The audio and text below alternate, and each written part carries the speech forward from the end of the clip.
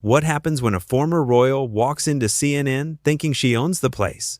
In just 25 seconds, Meghan Markle went from composed duchess to complete meltdown on live television. This is the exclusive breakdown of last night's shocking showdown that left viewers speechless and Anderson Cooper doing something no one expected. The studio lights were hot, but nothing compared to the fire that was about to ignite on CNN's primetime stage. Anderson Cooper sat across from Meghan Markle, his silver hair perfectly styled, his expression calm and professional. The interview was supposed to be a softball conversation about her latest charity work, but Cooper had other plans. "Meghan, thank you for joining us tonight," Cooper began, his voice smooth as always. "I want to start with something that's been bothering a lot of people." Meghan shifted in her chair, that practiced smile still plastered on her face. "Of course, Anderson. I'm here to set the record straight." Cooper leaned forward slightly, his piercing blue eyes never leaving hers. "Your recent statements about privacy seem contradictory when you're constantly in the media. Can you explain that?" The smile on Meghan's face flickered for just a moment. "I think there's a difference between choosing when to speak and being hounded by the press, don't you think?" "But you've done 17 magazine covers this year alone," Cooper replied, pulling out a stack of magazines. "Vogue, Elle, Harper's Bazaar. That doesn't exactly scream privacy to me." Meghan's jaw tightened. "Those were carefully chosen opportunities to discuss important causes." "Important causes," Cooper repeated, nodding slowly. "Like your $40,000 baby shower in New York? Was that for charity too?" The studio fell silent. Even the camera operators seemed to hold their breath. Meghan's composure cracked just a little more. "That's completely unfair," she snapped. "My friends threw that shower. I didn't choose the cost." Cooper wasn't backing down. "But you did choose to attend. You could have said it was too extravagant while people are struggling." "I don't appreciate your tone," Meghan said, her voice rising slightly. "You're twisting everything I say. I'm simply asking questions that viewers want answered," Cooper replied calmly. "Isn't that what journalism is about?" Meghan straightened in her chair, her royal training kicking in. "I came here for a respectful conversation, not an interrogation. And I'm giving you the platform to explain yourself," Cooper shot back. "Unless you'd prefer I just nod along while you avoid the tough questions?" The tension in the studio was thick enough to cut with a knife. Meghan's media training was starting to fail her as Cooper continued his relentless but professional questioning. "Let's talk about your Netflix deal," Cooper continued. $90 million while you complain about financial struggles. How do you reconcile that?" Meghan's face flushed red. "We never said we were struggling financially. That's a complete mischaracterization. Your husband literally said you were cut off from royal funding and had to rely on Diana's inheritance," Cooper countered, his voice steady as stone. "That's different," Meghan stammered. "That was about security costs." "Security costs that the British taxpayers were covering before you left?" Cooper asked, raising an eyebrow. Meghan was visibly flustered now, her hands gesturing wildly.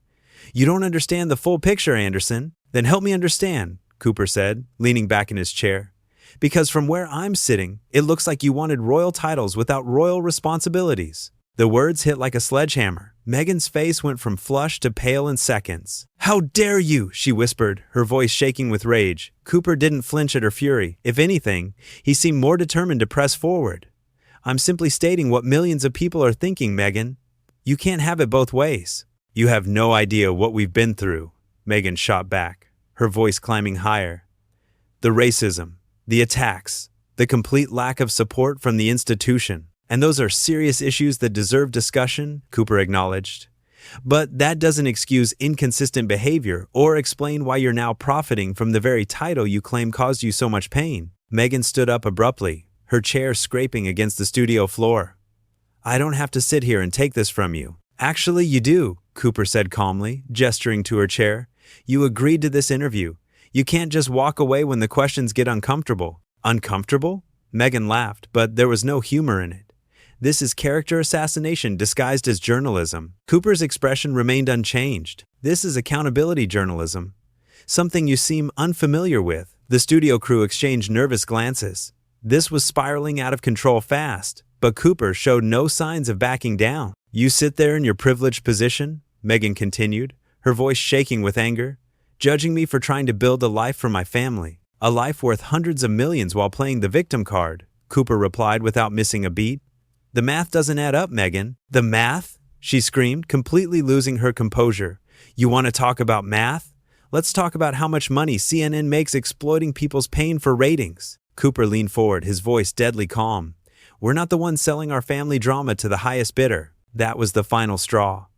Meghan's face contorted with rage as she pointed a trembling finger at Cooper. You sanctimonious, arrogant piece of garbage. How dare you sit there and judge me? The studio fell into stunned silence. Even Cooper looked momentarily surprised by the venom in her words. I think we need to take a break, Cooper said, reaching for his earpiece. No, Meghan snarled, we're done. This interview is over. You can take your gotcha questions and shove them. She ripped off her microphone and threw it on the floor, the feedback screeching through the studio speakers. The sound technicians scrambled to cut the audio. Meghan, please. Cooper tried one last time, his professional demeanor intact despite the chaos. Let's finish this conversation like adults. Adults? She spun around, her hair whipping across her face. You call ambushing someone on live television adult behavior?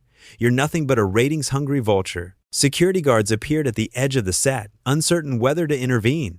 Cooper held up a hand to keep them back. Nobody ambushed you, Cooper said firmly. These are legitimate questions that any journalist would ask. Legitimate? Meghan's voice cracked with hysteria.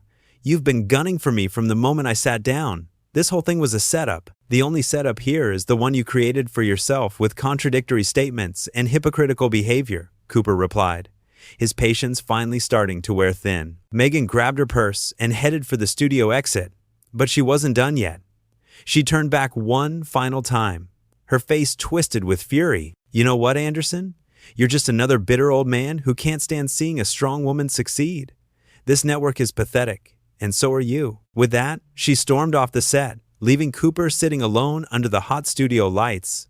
He turned to face the camera directly, his composure returning as if nothing had happened. Well, he said, straightening his tie, I think that tells you everything you need to know. The red recording light finally went dark, ending one of the most explosive interviews in CNN's history. Cooper remained seated, shaking his head slightly as the studio crew began cleaning up the wreckage of Meghan's meltdown. Did we get all of that? Cooper asked the director. Every single second, came the reply. Cooper nodded grimly. Then I guess we have our story.